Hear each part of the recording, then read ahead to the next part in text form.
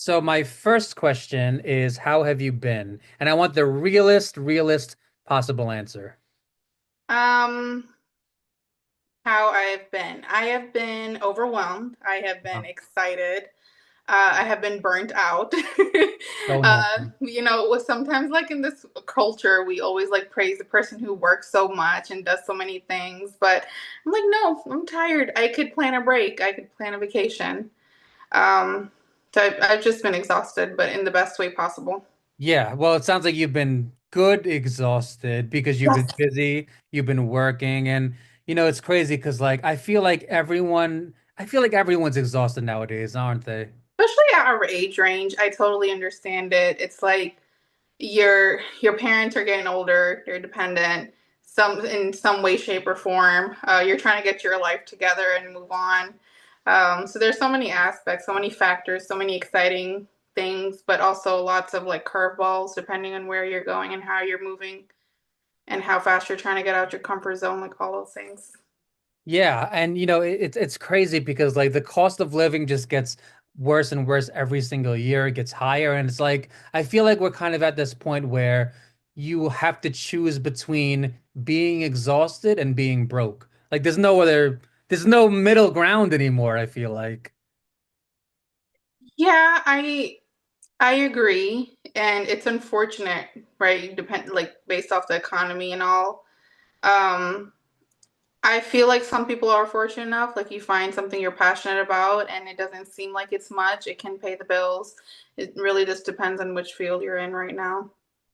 So why don't you tell them, unless you don't want to, what you're Yeah. doing right now for a living? What do you do? I currently nanny for sweet kiddos. Um, I do some household managing. But my career has always been with childcare. I taught the younger ones.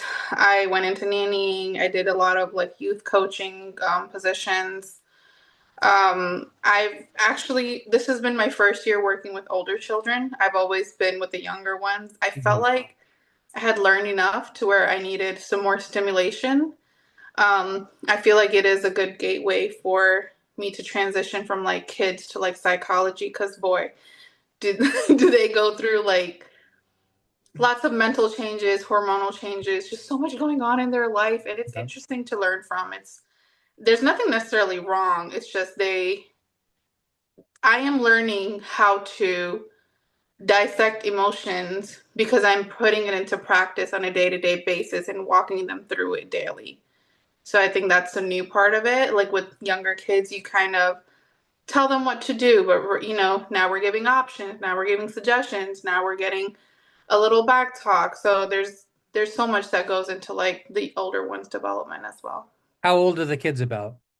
They're all under the age of 12. There's four kids, older than 9 and younger than 12. So we before we started recording, you mentioned that you eventually plan on being a psychologist.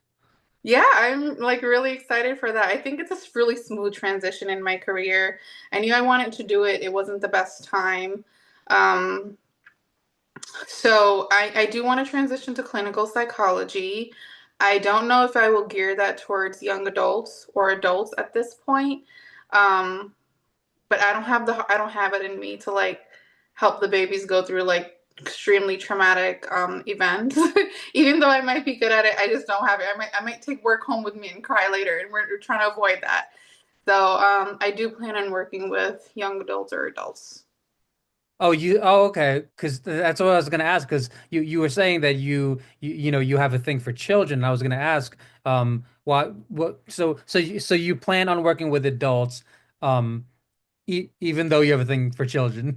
I do. I Yeah. do. And like I said, it is a hard point because when it comes to nannying or teaching children, right? Mhm. You're very likely to help them through day-to-day things, but it does not get as intense as somebody's being sent in because they really need the help. Somebody's being sent in because they just lost their family. You Yeah. deal with enough of those cases, and I feel like it's also about awareness. Like I have enough awareness right now. This may change in the future or even close to me getting my degree, Uh-huh. but right now I don't think I have the heart for it. um I've worked with a family who in the past who lost their mother, and the boys were very, very young. That alone was traumatic, and there were so many like curveballs thrown because Mm. it's it's a type of support that's hard to give, but it's necessary. I just don't think I have it in me for that capacity, just because of the way I feel for children. But trying to tie it back to children, I do hope to um, write children's books in the Oh, future. nice. So maybe not a career choice moving forward, but definitely I will keep them in the loop because I love my babies. Yeah, I can tell. And you do seem like you are very good with kids. So I told you before we started recording that I'm actually going planning on being a therapist. And Yeah. it's interesting because I was asked the other day by an Uber customer, I was asked what age group do you want to work with? And I told them adults also because I like to get really, really deep and really like psychologically deep and I like to talk about very complicated concepts. And I feel like, 4 or 5 year olds can't really handle that. You know what I'm saying? Yeah, I completely understand. They're at a point where they need a trusted guidance. Hmm. And you do that as a caregiver, as a teacher, or any like guardian, any person who can kind of fill in that gap. I do want to kind of deal with real life issues and work with people one on one in order to help them resolve it. I think that's a shift that, oh, excuse me, would like to take for sure. Similarly, but I know you have like great interest in people and how they work, which is really cool as well.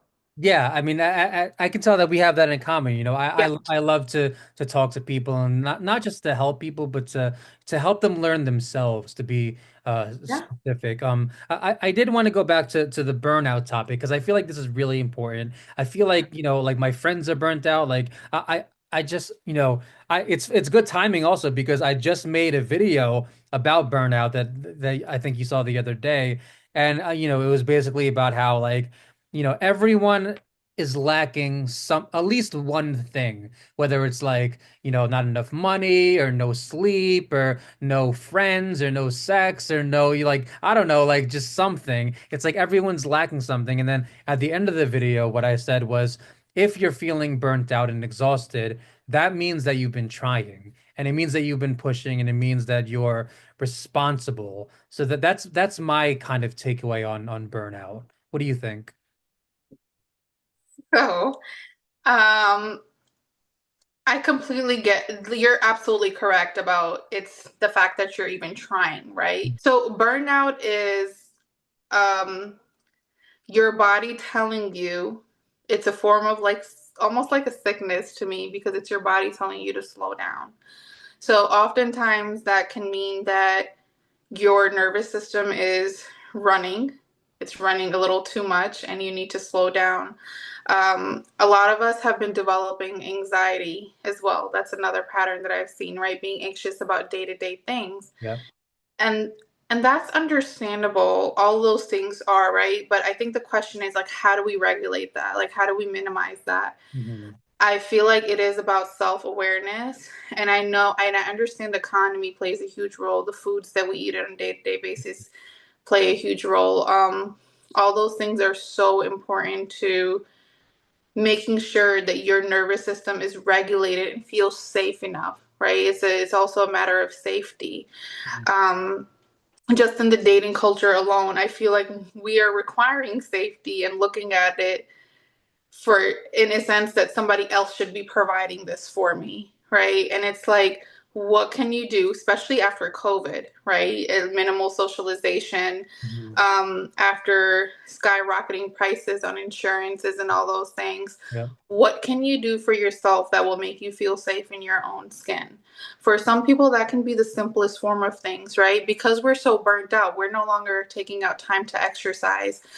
Food prices are going up. Do we need to look at pages that help you budget, that help, let's watch YouTube videos on what we can do to minimize eating out? There's just so many ways, but because our nervous systems are so stuck, we are just doing, right? Just going by the day, thinking this is the best, and our fearful subconscious mind is like what leads us there sometimes. Which is fine, but I feel like that's where self-awareness comes in. And I feel like we don't use our support systems as much as we used to. Of course, we don't want to trauma dump. You want to ask your girl, you want to ask your guy, do you have some time? You want to ask family, like, do you have time to help me process or go through this? But it is something that I encourage more in my friends group because it's like we have to use each other in the best way possible. So, Yeah. So you said a lot there that I love to touch on. yeah. But you mentioned processing emotions, and it's interesting because, like you said, a lot of people feel like a burden when they open up to their friends or family. A lot of people feel like a burden, like they don't want to dampen the mood.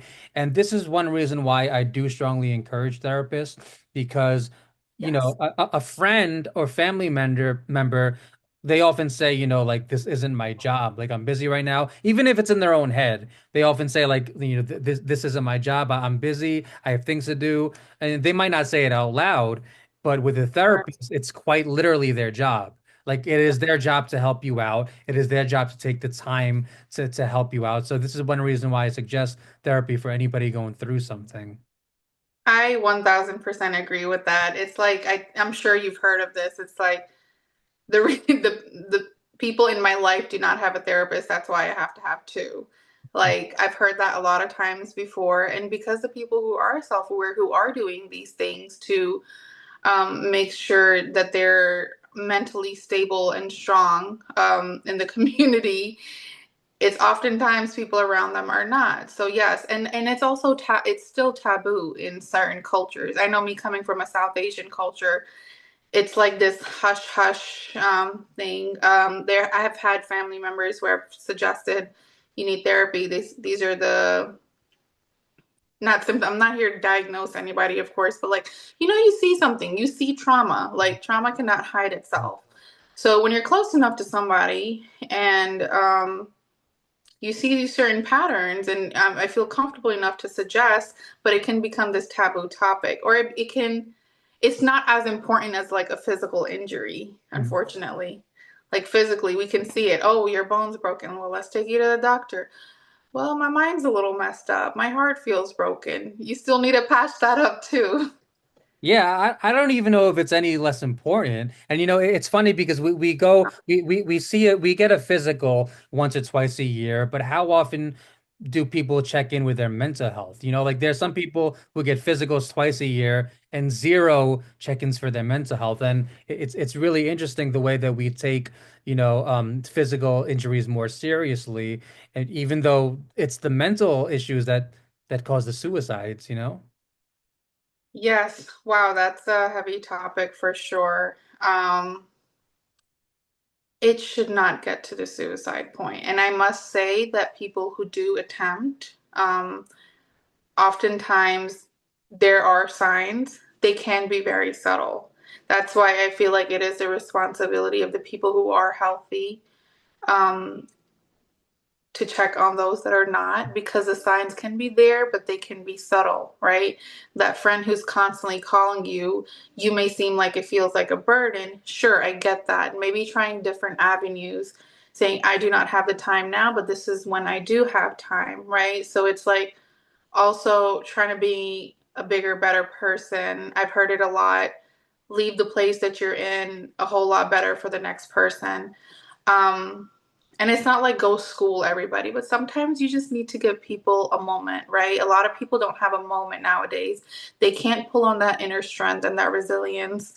So it is a matter of coming together more, but doing it in a smart way. You don't want to like seem like a pushover. You don't want to seem like someone's always using you, but there's ways to communicate. That's not what you say, it's how you say it. But I feel like um, checking in on those kinds of people can possibly prevent that, right? You may Yeah. show someone the light. Oftentimes it's subtle. It's like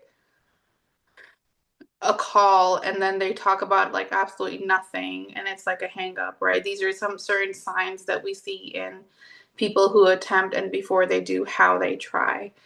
Um, Yeah, it's very unfortunate though. And you know what's really interesting is that sometimes the suicidal people seem the happiest. You know, like Robin Williams, Jim Carrey, and some people Yes. in my personal life I don't want to name. Like sometimes they seem so happy. So you know, Yeah. I know that you know you're kind of a private person, so you don't have to answer anything. But ha have you ever had any suicidal thoughts ever? Um, yes, I have had. We all go through very dark moments at times. Um, I won't touch on it too much, but I will say using your support system really helps. Understanding your purpose really helps. And I will say for the people who don't have a support system, it just helps. It's so much easier said than done. There's so much I can say that's hard, will be hard to grasp onto, but what worked for me was giving myself that pep talk, right? Like reaching out for my resilience, having those low moments. And it's okay to do so when you're going in on yourself, like damn, I didn't work out, I didn't do this, I feel like shit. You oftentimes make your decisions a part of who you are, and that's like where the mistake comes in because you're so much more bigger than your decisions.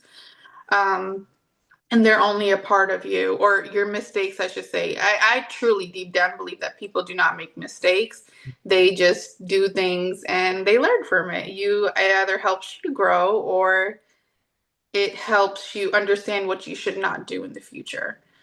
It's all part of the growth journey.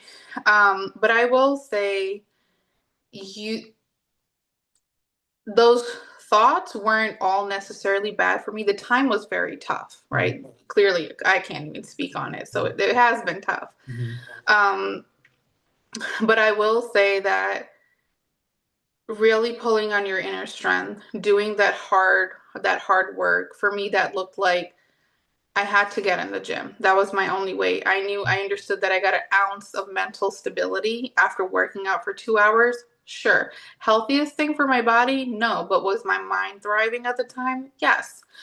Um, and then also for anyone who's like, I'm going to act on this, you have got to use your system. There's a suicide hotline, there's somebody you trust, there's an activity you trust. Um, Even for some people, that can mean solitude. I know I talk a lot about using your support or using support that's out there to help you, like therapists and the hotline, but also like using what you know, right? It's like you also have to kind of like start tricking your mind in a way Yeah. Yeah. about it's like this weird technique of like pulling yourself out the rut. Like Mhm. for instance, if we have bad days, we don't always stay in that. And I understand that suicide is so much more deeper than that. It's hard for me to even like speak on because I'm not aware of how many different types of ways and how people get there, really. But I do understand like how you surround yourself and what you do is really important. And you have to make sure you're not doing things for people. You're doing it because you really want to deep down. Always speaking your truth. Um, Always doing something for the mental, spiritual, and physical. And I know if you have those three down packed and you're like true to yourself about them, there is a higher chance of you coming out of that darkness. Yeah, and you know, I'm really happy that you found a way out of that hole because some Yeah. people never do. And you know, it's so sad because growing up, we were taught, I know I was taught that therapy is only for crazy people.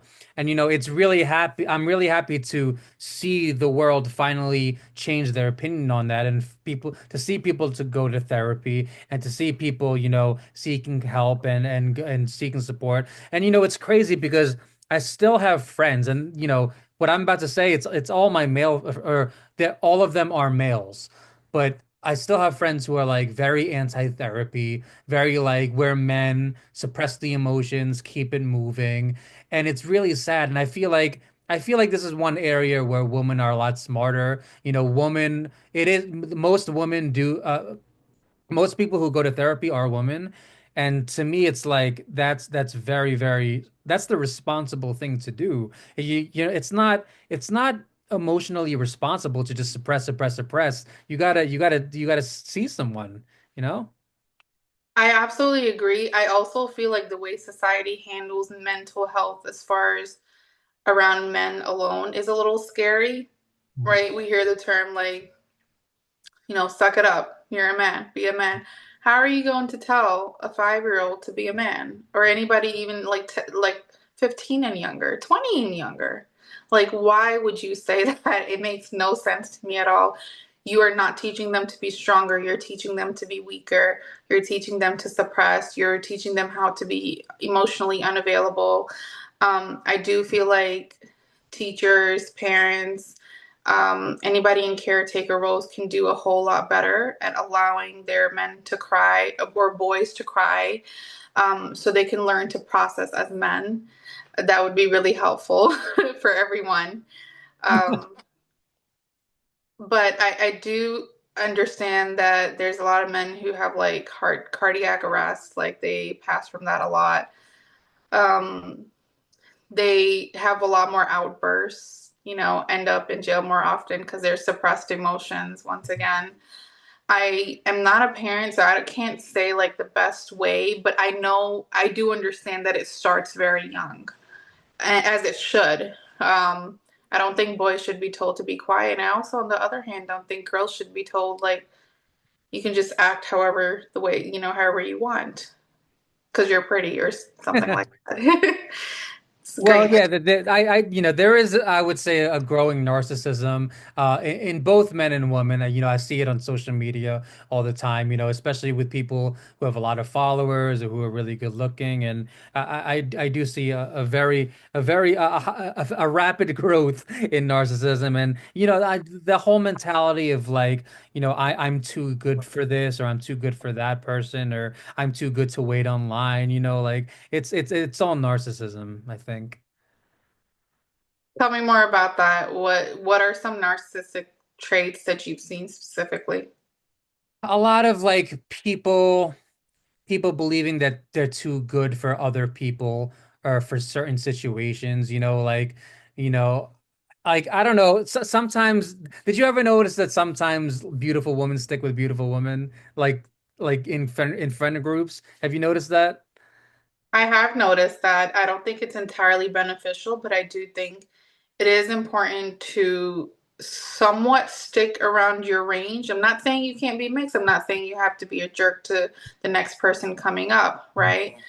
Mhm. On this women's example, Don't hold back. Tell me what you really yeah, think. Tell me what you really think. absolutely. I do think in this women's example, you do the prettiness aspect makes sense, That's right? interesting. Because Interesting. it's like you do like-minded things. Um, so like the tomboys are gonna hang out with the tomboys, and you like mix and if you're more of an open-minded person, I really feel like you can learn from anybody. It has nothing to do with their looks. Now, are you likely to go to like Pilates with the pretty girl who's wearing yoga pants at 12 o'clock on a Tuesday? Yes, sure, that's your thing. Um, Karen? yeah, if you're gonna be hustling hard and working like the others, you find a happy medium. Like basically, you find your group. Birds of a feather flock together.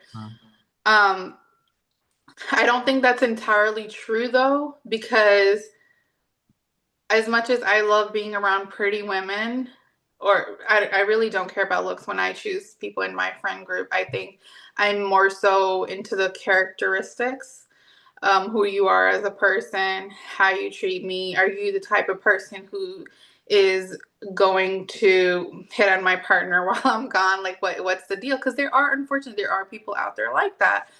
And I've been blessed. I've always attracted some really good women, but I do understand why like-minded people stick together.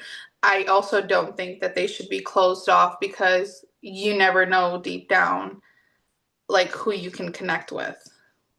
Yeah, I mean, here's what I will say. So I've seen a lot of jealousy in women. I've had many female coworkers, and I've had like I remember this one time we got a new coworker who was pretty, and I could just feel the jealousy from another coworker. I could feel it, so I think that also has to do with it because I think that, sometimes women can feel threatened if they view another woman that they might think is more attractive. So I think there's some envy and some feeling of threat involved, isn't there? I feel like that's in men and women, unfortunately, right? And all that stems from insecurities. Yeah, yeah. Um, which is why oftentimes we talk about growth, even in a friends group sometimes. Um, we'll get, well, so and so, or this is the person I admire. We often talk about everybody else but ourselves. So it's not like I was here, this is how I personally do it, and it brings me so much peace, right? It's for me personally, it's about bringing peace, it's about bringing steadiness and stability into my life. And one way I do that by is I never compare myself to anybody. Never, And ever, there's ever. no, never, ever, ever. Because one, I'm never going to be like them. I can be inspired by them. And I'd never really had like the bone of jealousy. I maybe like I'm actually in the girls' world, we call it a girl's girl, right? I like to be a girl's girl. That's how my friends are too. They're girls.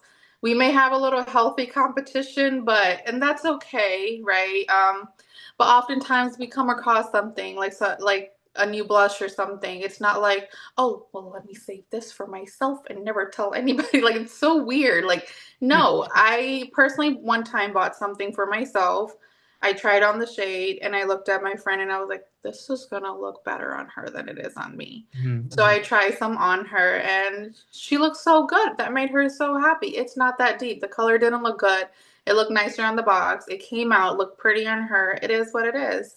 I just feel like it's all about what you prioritize, and I prioritize nothing more than my peace. And it will disturb my peace for me to compare myself to other people, because the only person I should be comparing myself to is the past version of me.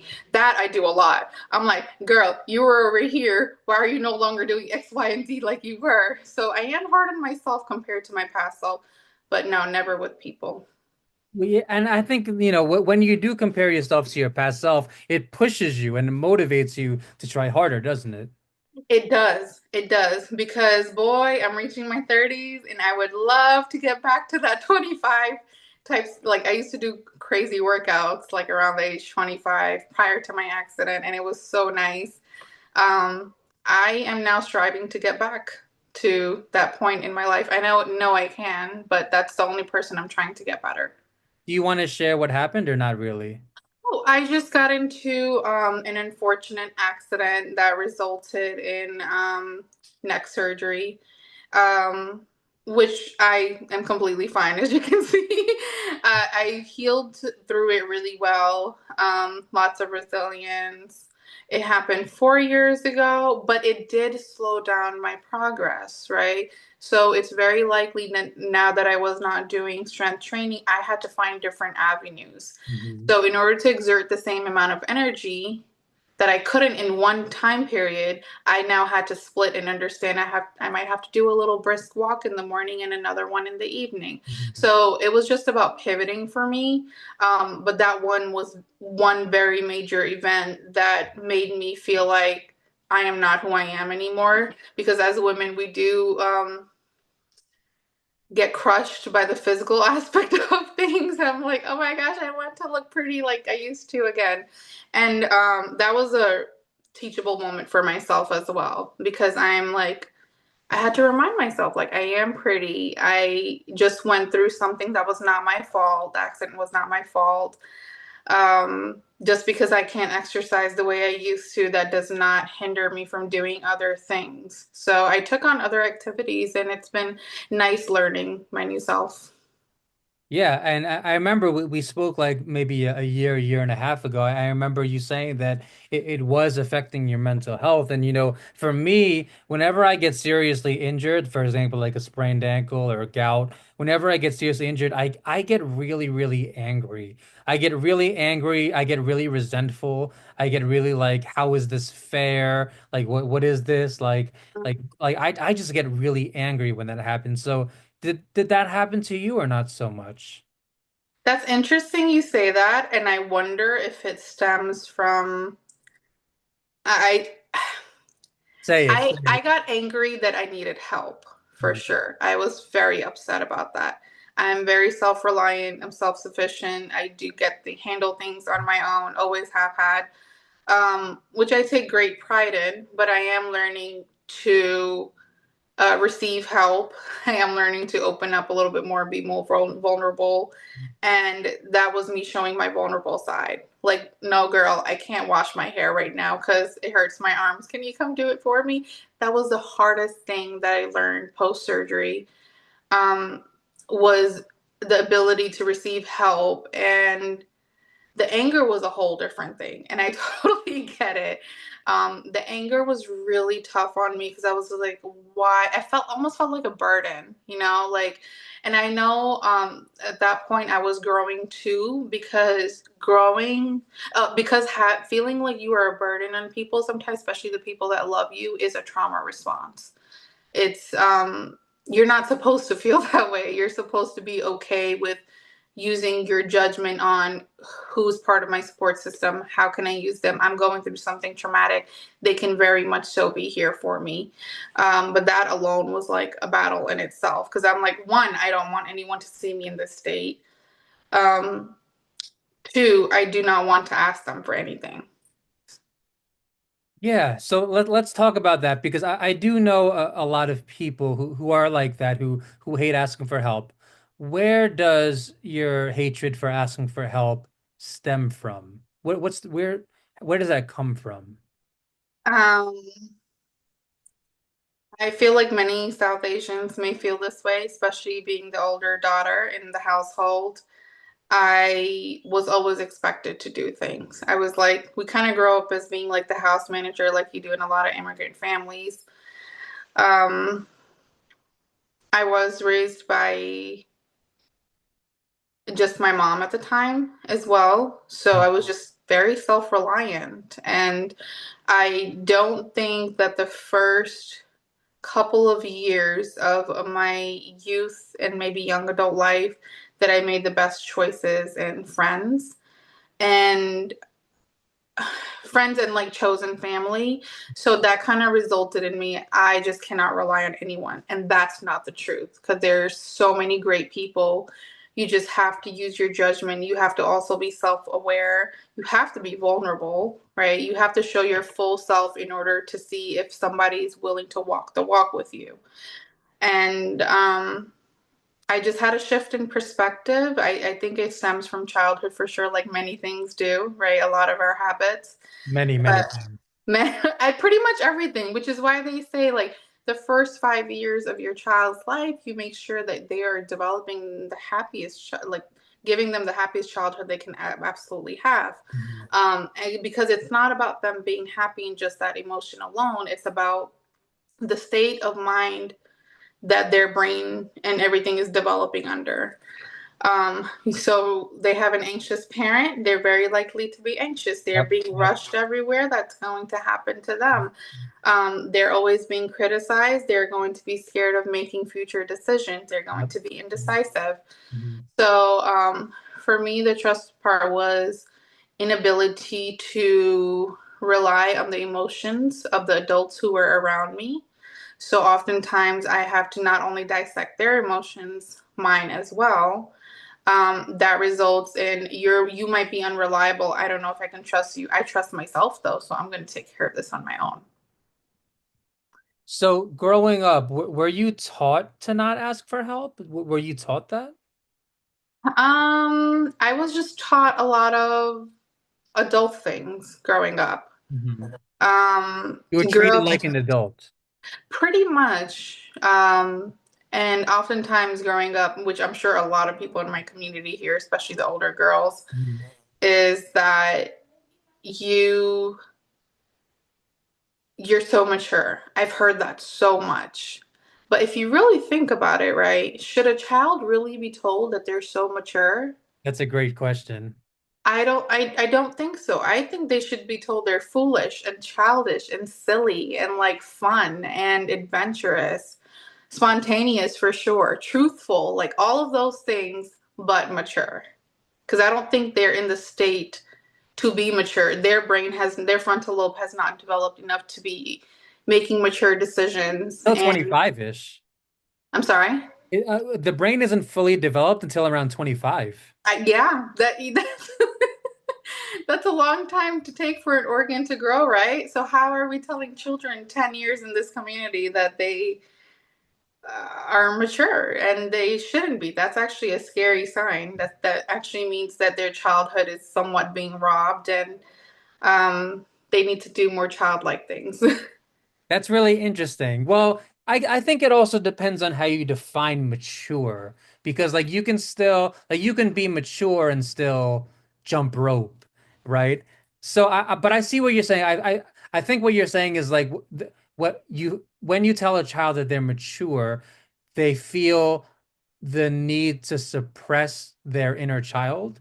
Is that kind of Yeah, and I feel like oftentimes you're planting this subconscious seed, right?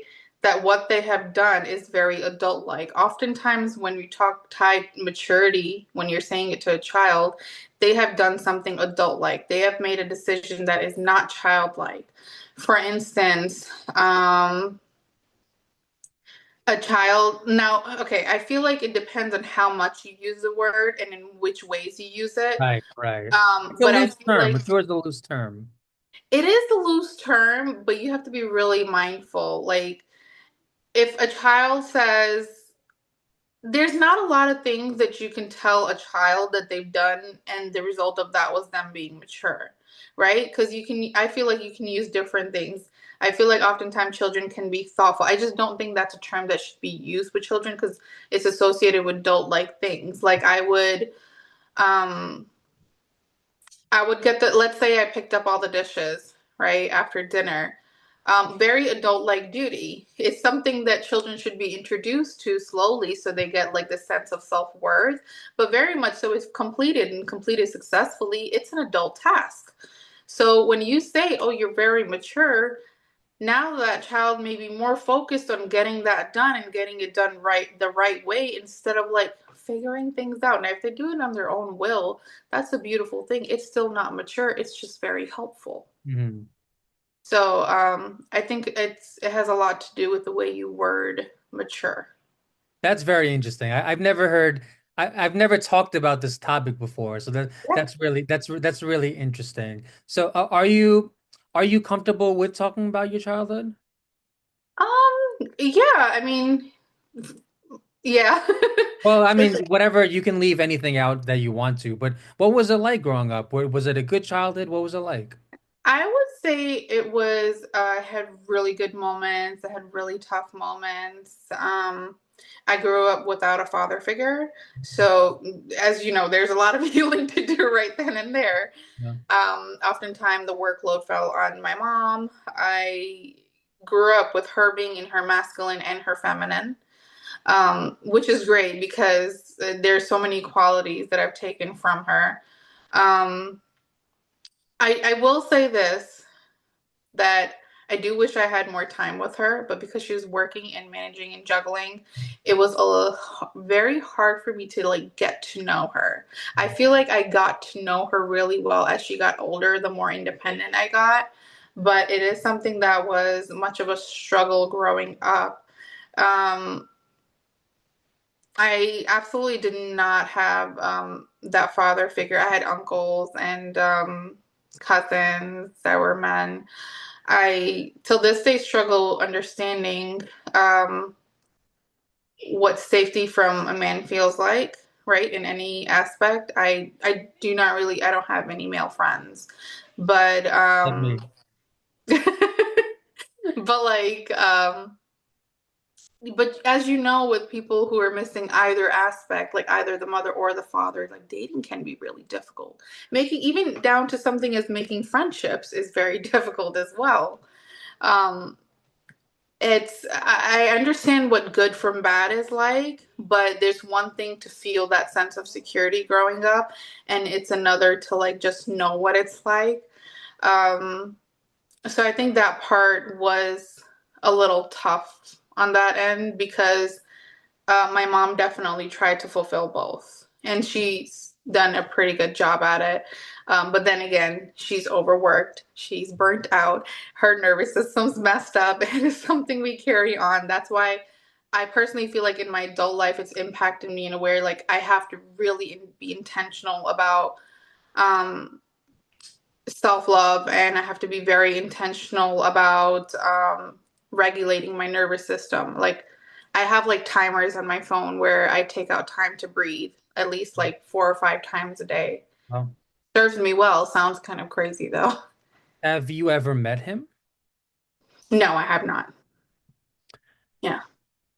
Do you have resentment towards him? My resentment towards him only ended maybe like 2 years ago. And I Mhm. feel like sometimes I still hold on to it. But the older I'm getting, the more sympathy I have for my parents. Mhm. And the reason is because you have to let the anger go, right? It's so easy to say, to grow up with the mindset that my parents, XYZ, did this, this, and this, or on the other end, did not do enough of this, right? But if you really think about it, I'm reaching 30, not quite there yet, but I'm going to be soon. My mom was in her early 20s when she had me.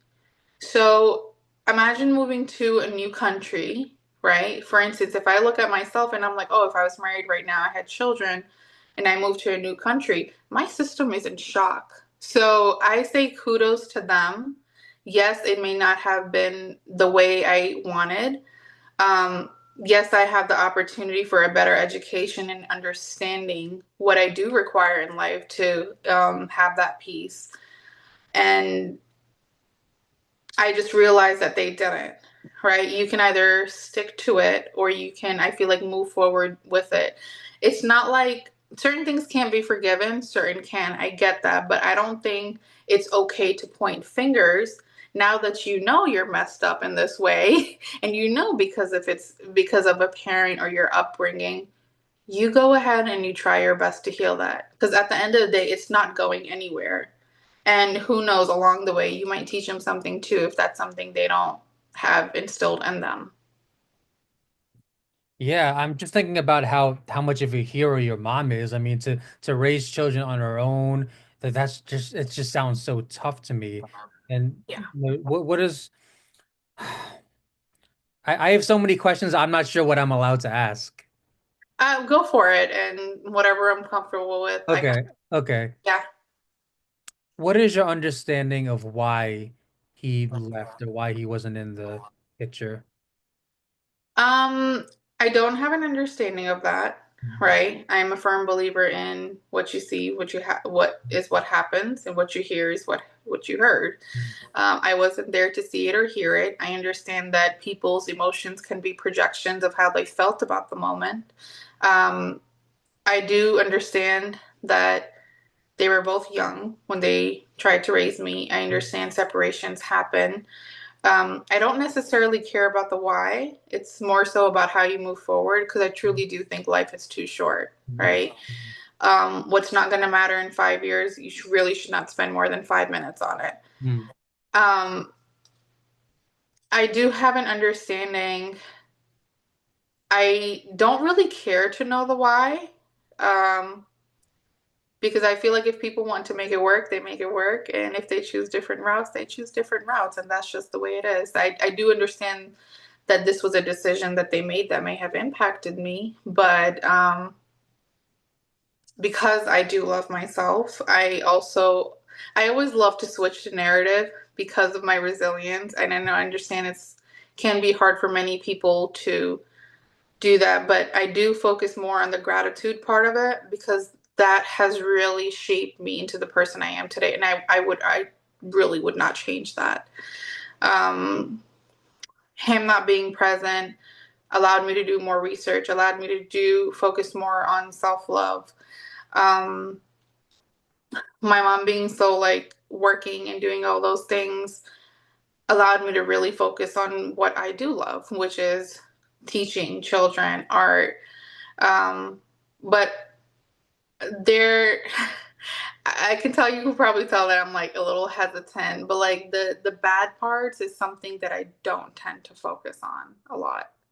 Yeah, I mean, what I'm hearing is that you try to stay positive and you try to Yeah. look forward.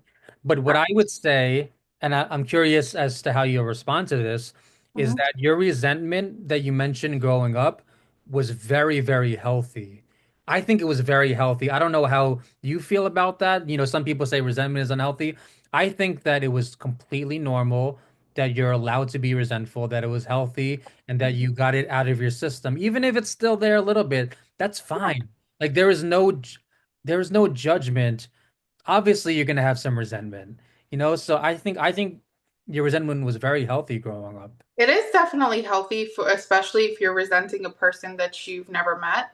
The shoulda, woulda, coulda, like should have been there, could have done this. Um, would have been better if he was, right? But how do I know, right? Like sometimes there's a reason why life, universe, God, whatever you want to call it, higher power, takes certain people out of your lives. There is a reason for that. I firmly believe in that. Um, my quality of life could have been worse with him being present in it. Yeah. And Yeah. or it could have been better, but guess what? Regardless of the circumstance, this is what happened. Um, and this is just how I choose to move forward. And I think resentment is healthy because it is part of the process. If you do not get the negative emotions out the way, you cannot get to the positive ones because that requires you to actually feel the emotions towards the person. So, yes, I've had many sleepless nights, many crying nights, many nights of wondering how it could be with him. But it is not something that I allow to consume me because it's a passing emotion. So I have a quick story for you.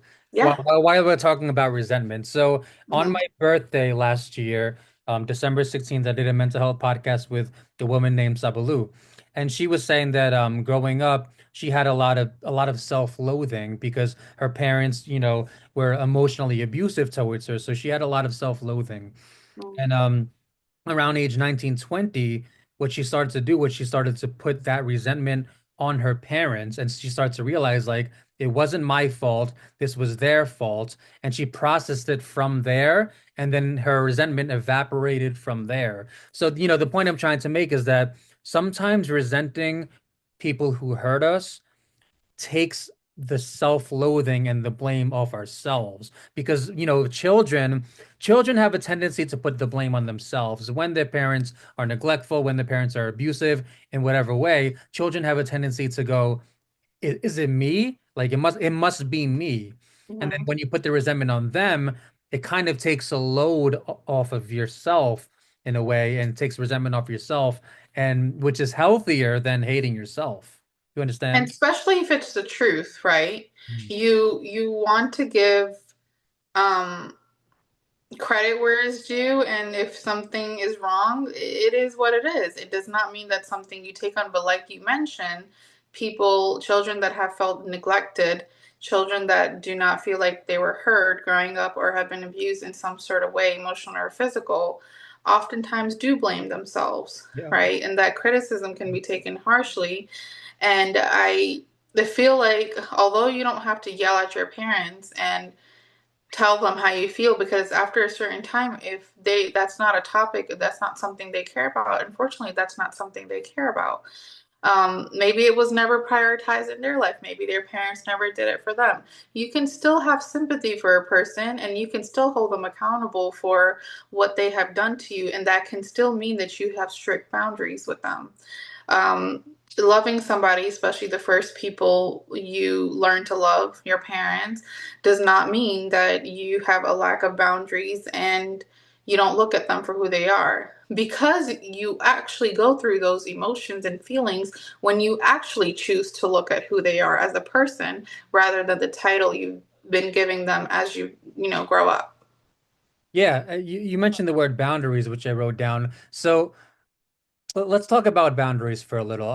What are some boundaries that you have? Wow, I have lots of boundaries. I do now, Chris. We've come a long way. It wasn't always like this. Are you saying boundaries in general or just boundaries with parents? Mm, I guess in general. Okay.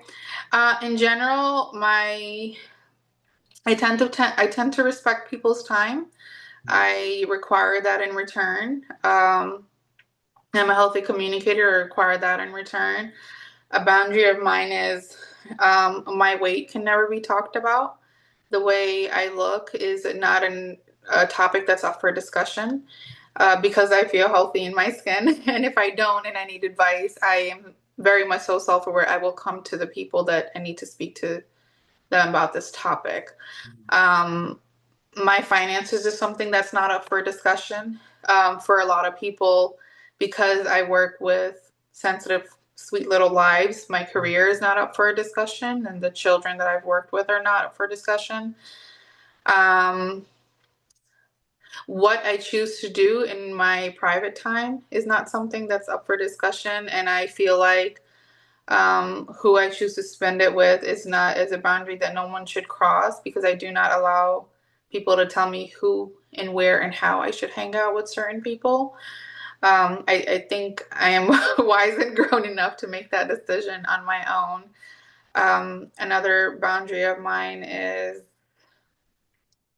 um, let's get specific on characteristics. And this is more so kind of almost like an unsaid boundary, but it's not really a boundary. I feel like it's a technique of like living your life peacefully. Mhm. Depending on who it is in my life, I will explain to them if they rub me wrong. But if I see your true character and you've rubbed me wrong, I simply remove myself. A boundary of mine is you do not get my time if I see you're trying to push limits, if I see disrespect, if I see hidden jealousy, like we're talking about pretty girl jealousy, that happens. It's Of real. course, of course. I see a lot of Um, things. those are just some of the things that I have boundaries about. It's funny because I as so let me tell you my experience, and I think that you'll say that you had the same experience, but Okay. as I get older, I get more and more picky with people, and I get kind of more or a lot more socially selective. I tend to be like a lot faster to like cut people off. Have you kind of felt that way with yourself? Oh my gosh. And it's getting stronger day by day Mhm. to at one point where I had to self-reflect and be like, like, Mena, are you not giving people a chance? Like, I self-reflect a lot, Chris. It's like the I only can way I tell. can like move forward. Uh, But I don't want to come across that person who's not giving anyone a chance. But there's certain things you give a chance about, and there's some that you don't. Um, and how you do one thing is how you do a lot of things. For instance, they say do not hire do not be business partners with somebody that cheats. They can cheat you in the business if they do it in their personal life. How Interesting. you do one Never thing is heard that one. I'm sorry, you have? I don't think I have. No. Okay, well, my friends and I talk about it a lot. I think it's the truth. How you do one thing is how you do a lot of things. If you're a person of integrity, you're going to be that way. If you're just an honest person, period, that's just who you are. I do love giving people grace, I must say for sure, but I feel like that is after the relationship is developed and gotten to a certain point where I'm like, I can give you grace. But the cutting off has really, it's just, you've rubbed me wrong. This is not something my values align with. I wish you well. Hope you can eat, just not at my table. How many long-term friends, let's say 10 plus years, how many long-term friends do you have? I've got two. Nice. Yeah. So that's really, I think that's really important. I think that long-term friends hold like a special place in our heart and a special place in our psyche. And I think that they're really important. And it's kind of like I want to talk about like this kind of balance between like when you should cut them off and when you should forgive them and move forward. Like where is that line for you?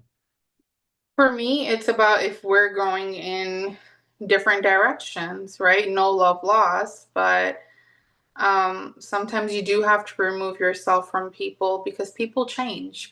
Everyone's growing. You just don't know if they're growing towards the direction you see yourself being in the future. I'll give you an example. I've been friends with a person for 14 years Wow. who I cut off not too long ago. Um, it was it was over money. And Was and and and the thing is, that's just the cherry on top. I think the real reason is that you have the audacity to ask me, for funds that I'm happily able to provide, but with no connection and involvement in my life.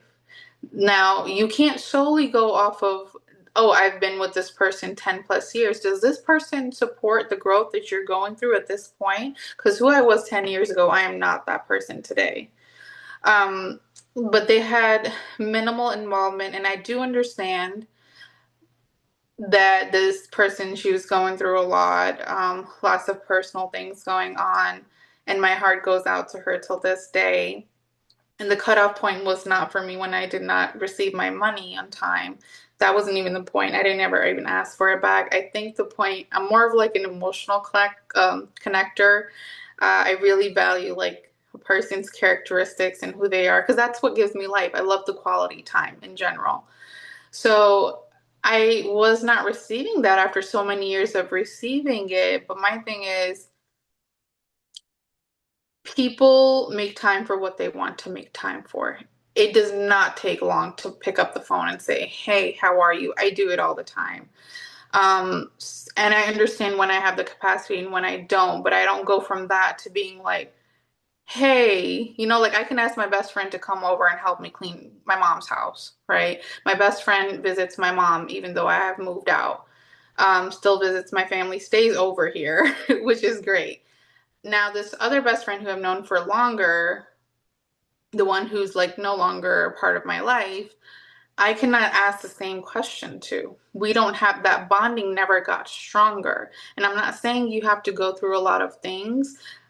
You do have to give people grace. You have to give them time. We're adults. Like I mentioned before, we're taking care of so many things, but there shouldn't be like this weird, awkward gap. And now you think we're going to fall in place. Like, I think that's a little weird to me. What do you mean by a weird, awkward gap? What do you mean by that? Like, you know how some friends you can see after a couple of weeks or months, and it's like you knew they were busy, so you guys haven't really connected. You're both working in your own thing. And then it's just like disconnect and falling off. It's a different type of feeling. And I don't know where this stems from for me and how I feel the way I feel, but I feel like it's an energy shift. And I don't know if I do not like being asked to be there in the same capacity when I don't have consistency in a relationship. I'm not saying people have to pick up and be like, oh, let's talk every single day. Like I said, it could be weeks or months or that. It was just very random to me. I felt like I was being the support the entire time. I felt like I was overpouring. And I used to have the tendency of like that doormat tendency, right? You can rub me anyway. I will forever support you. But there comes a time and point in life where that stops. And that's where the boundaries come in. You don't value my time. We don't hang out much. How do you think we go from there to now I'm paying your bills? Yeah, so it sounds like she was using you. I think towards the end, it might have been that, or I feel like she lacked many people of support. I feel like she did not have a strong support system, and I might have been the strongest person who was a part of her support system, who she knew she could come to, and she knew that I was reliable, but I did not feel the same in return. What is your understanding of why she didn't have a strong support system? Trauma. She was also in a physically abusive relationship.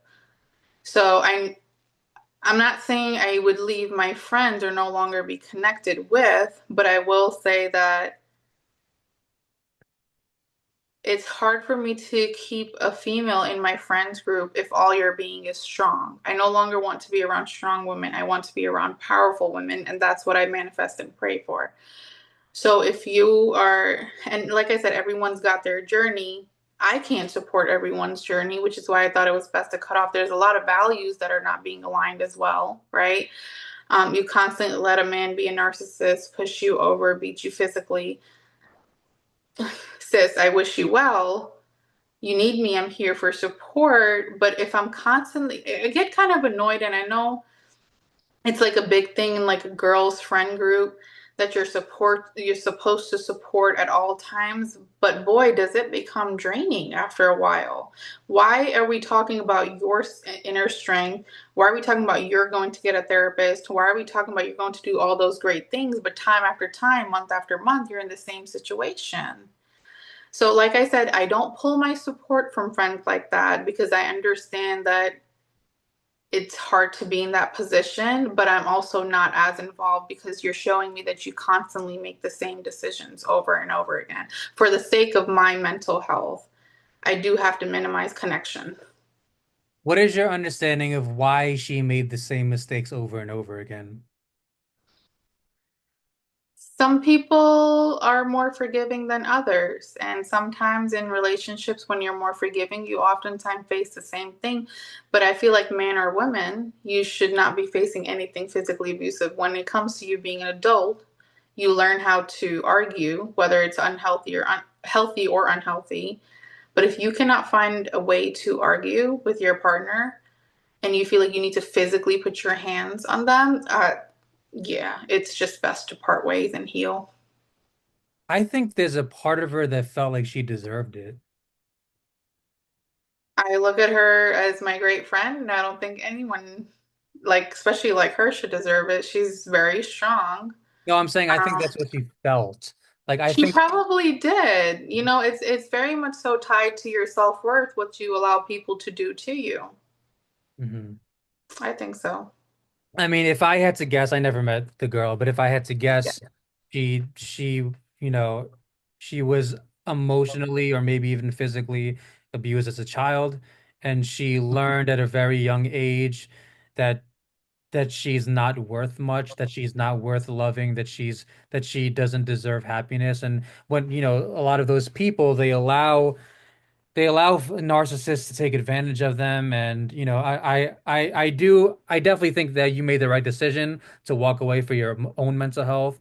And like I just wish her the best. And I kind of, I don't know if you noticed my reaction when you mentioned the word money, but I feel like money tends to bring out the worst in people. I've seen it so many times. I also don't think it's as important, right? Because on the lending part, I feel like people should not lend out money that they're expecting back, honestly, unless Interesting. unless it's in a contract. That's interesting. Right? If you help, it's like a bank. A bank it's like, why would you give money to somebody you know is already stuck in a tough situation? So now they're working twice as hard to get you your money back and get back on their feet to where they need to be. I feel like why even expect it back? I feel like that was just cherry on top for me. That broke in and was like, all right, I'm over this. Because everyone's got their capacity. But I feel like when it comes to money, do not give out amount that you're expecting back, especially expecting back on time. You either do it with with a good heart and you let it go, or you just set a boundary and you say no. That's really interesting. I don't know if I ever heard that before. Um, I do have friends who I've been friends with for 20 plus years, and I trust them so much at this point that I do expect the money back. Like if one of my friends did ask for money, I trust them so much that I would in the end expect the money back, I would say. And if you do, right, I feel like it's a part of trust too. Some people you just know you're going to get it back from. But like I said, you never stop loving. Well, for me personally, if I build a deep connection of like 14 plus years, I'm never gonna, you're always gonna have a place in my heart, especially as a chosen friend. Um, but the last time she's asked me, I said, I cannot do this much. I have the capacity for this much. Mhm. Hope this helps. Um, but at one point, I had to let it go for my own mental sake. Like I said, I do a lot of things for peace, and letting go is like the best thing. Whether that means letting go of an idea, perspective, a person, I'm ready to drop. How are we on time? We're totally fine. Whatever you feel best with. Yeah, I mean, because I did have a few more questions. I just wanted to make sure that Yeah. you're not sleepy or anything. You Oh, you no, you, fine. you just said something. Oh, you said to let go of an idea, and I caught that because this is something I think about a lot, like letting go of beliefs and changing beliefs. And there's a really large part of me that low-key judges people for the inability to change their beliefs. Like there's so many people who you can give them so much new information and they still won't change their beliefs because of ego, emotions, whatever the case. But how do you feel like how do you feel about that? Oftentimes, in order to shift beliefs and an idea around something, is to go through enough personal change to be able to bring a new idea along to eliminate the last one. So that can mean going through pain. I'll give you an example. My mom went through open heart surgery. Mhm. She had to shift her entire, diet. I know prior to her having surgery, I would encourage her to exercise.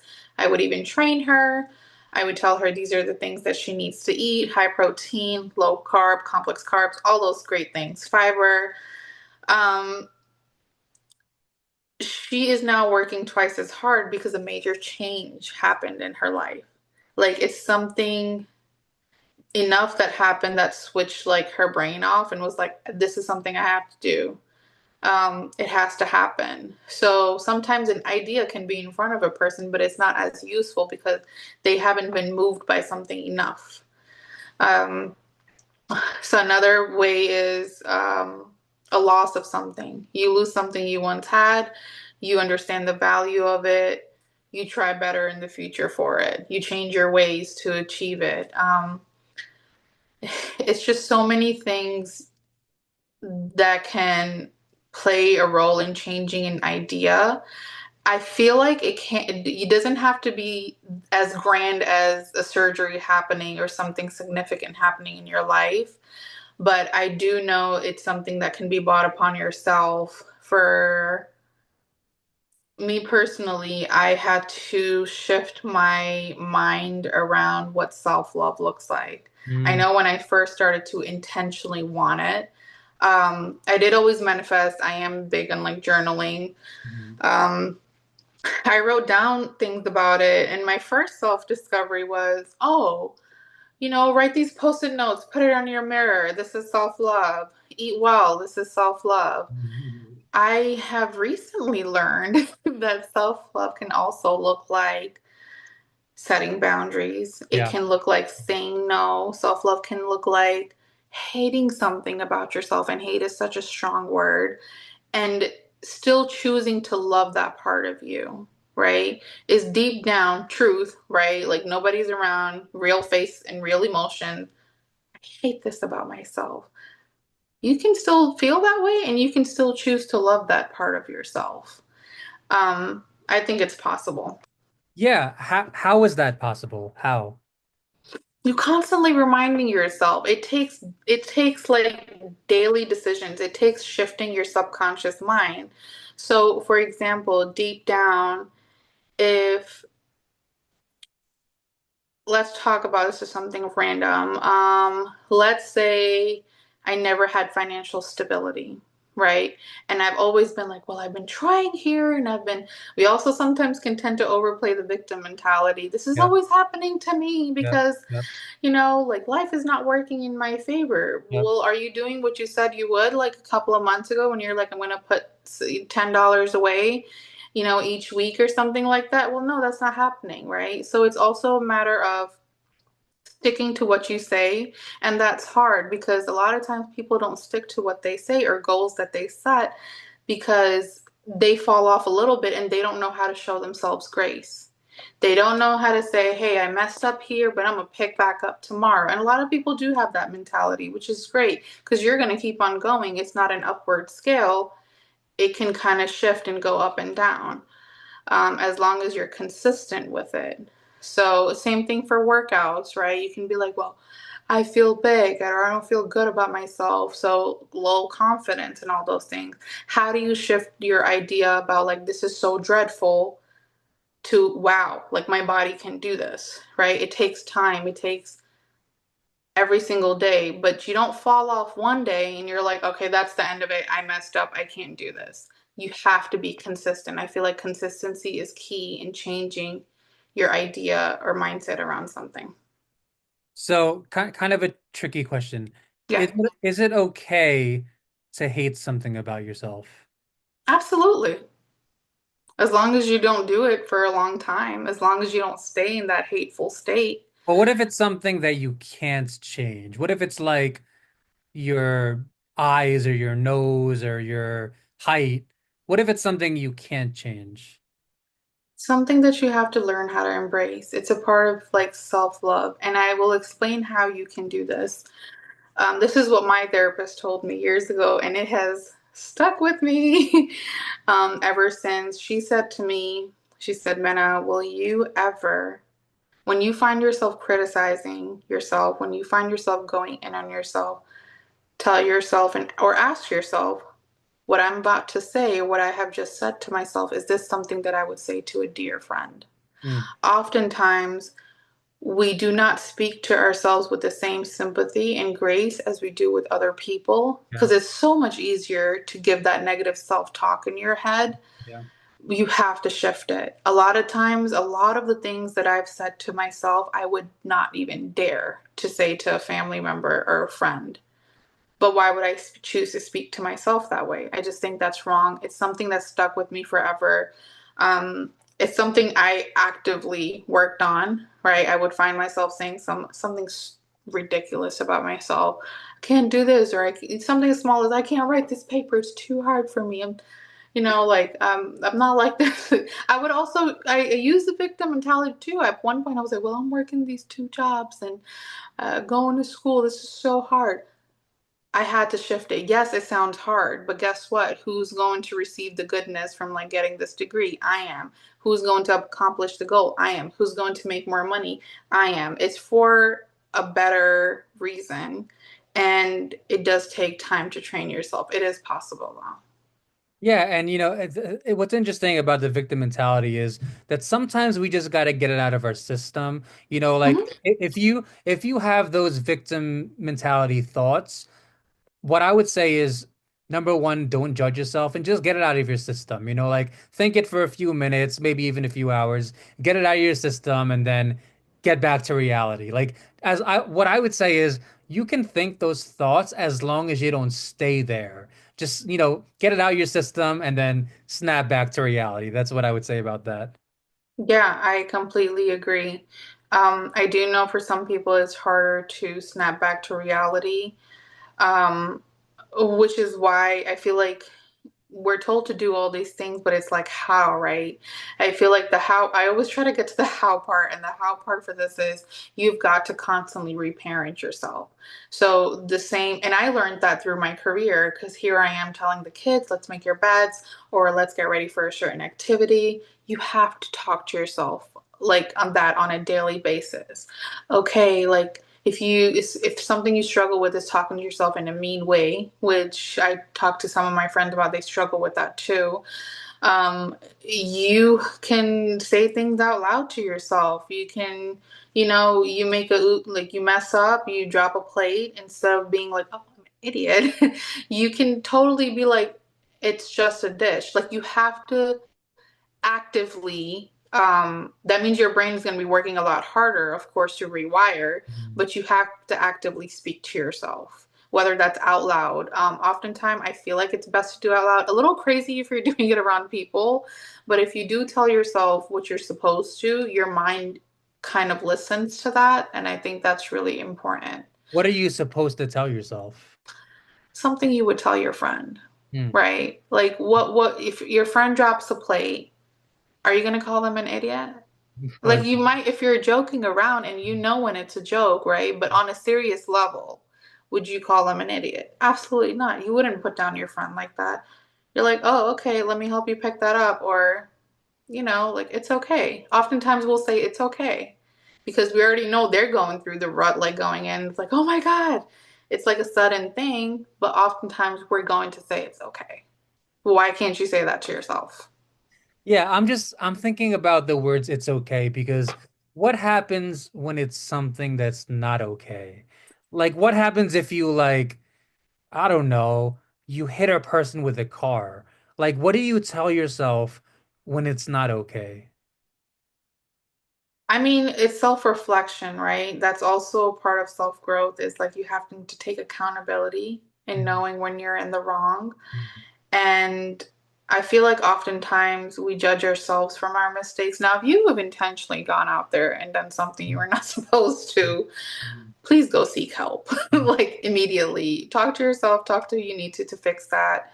Talk to the person you've harmed, physically or mentally. But I feel like a lot of it has to do with accountability. Is we're oftentimes when we're stuck in our traumas, we're unable to be genuine and apologize genuinely. Um, we're just so much more harder, right? Like hurt people. Yeah, yeah, That's we've heard that a lot, but it's the truth. yeah. So I feel like if you are really trying to heal as a person, you have to surrender to life and just try your best to make the best decisions. And if you have intentionally done something that has harmed somebody along the way, now an accident happens that could or could not be on your fault. You may have to tell yourself, I need to get off this phone. Mm. Me driving for the rest of my life, I need to be off this phone so this does not happen again. If it was a pure accident, I'm a human. I make mistakes. I am going to take accountability, take care of this person as much as I can, and you move forward from that because also at the end of the day, life is too short. But keeping everything in mind, I just feel like speaking the truth and being accountable really does help. It helps things move along faster too. Yeah, I mean, it's really tricky because like what you tell yourself very often is very different depending on the situation. Like what I'm saying is like sometimes you want to tell yourself it's your fault. Sometimes you don't want to tell yourself it's your fault. Sometimes you want to put it on someone else. Sometimes you want to tell yourself it's okay. Sometimes you want to be honest with yourself and say, it's not okay, but I'm gonna get through it. So it's like it's sort of like this tricky like situational thing where like what do you but self-compassion I think that we can agree is very, very important. I know that it's getting late. So I did want to talk about regret just for a little bit because I've been feeling a lot of regret myself about like, things that I've done in my 20s and things even in my early 30s. So first question is, have you been feeling regret at all? um, there's certain experiences that I regret, but if I was like brutally honest, I would say if I did not have those experiences, I would not know what I know today. So, as cheesy as this may sound and cliche, things happen for a reason.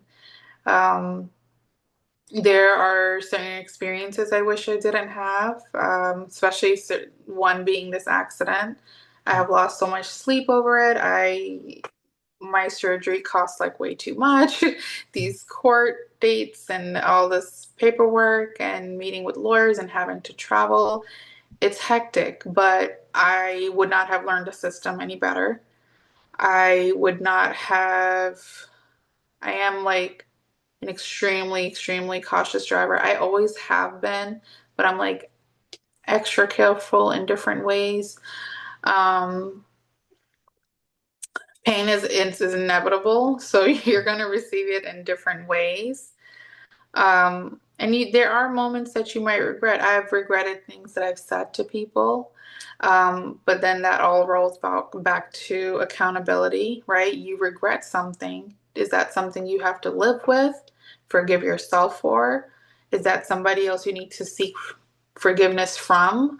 Um, I tend to, especially if the person is alive, I don't care who you are, and if I've rubbed you the wrong way, I'm going to go apologize, especially if I feel that's the right thing to do. But outside of that, it's just working on forgiving yourself if it's appropriate, and if not, you just have to learn how to live with it. If you don't want to do anything with it, you're going to struggle with it in the future. You're going to feel regretful about it forever.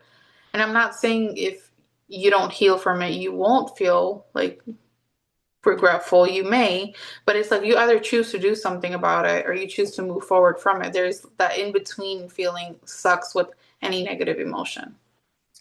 Yeah, I agree. I was watching a podcast a few months ago and I heard a quote that really, really stuck with me. Yeah. What she said was, "It's all of our first time on this earth." And that Mm. really stuck with me, because it's like it establishes the fact that it's like it's so ridiculous to expect yourself to just not make any mistakes. It's our first time, and this we live in a very, very complex and world with a million different things. And well, if you make a mistake, try to think of that. What I do is I think of that quote. It's my first time on this earth. How was I supposed to know that that was going to happen? I know it's Yeah. getting late, and so I don't want to hold you up. So, is there anything else you want to say before we wrap it up? No, that's pretty much it. I just wish people the best. I hope everyone has the opportunity to learn how their system works and heal. I do want to leave a tip for anxious people, which I feel like a lot of us are Yeah. very anxious nowadays, given everything that we've talked about, especially childhood trauma. One way is to ground yourself. This has been a technique that's been working for me. So you find any natural body of water, grass, soil, anything from the ground. You can be cheesy like me and put your hand on your heart and feel everything, or you can just sit there or ground your feet barefoot. What this does is it helps reset your circadian rhythm. Mm. It helps your heart rate go up a little bit or be in the rhythm with the ground, or also, it just helps you with stillness, especially if you're the type of person who feels like it's chaotic all the time and things are moving too fast.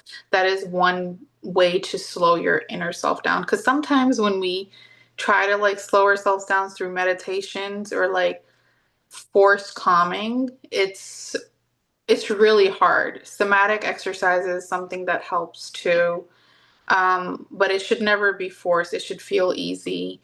If healing feels like a chore, are you really healing? Keep that in mind.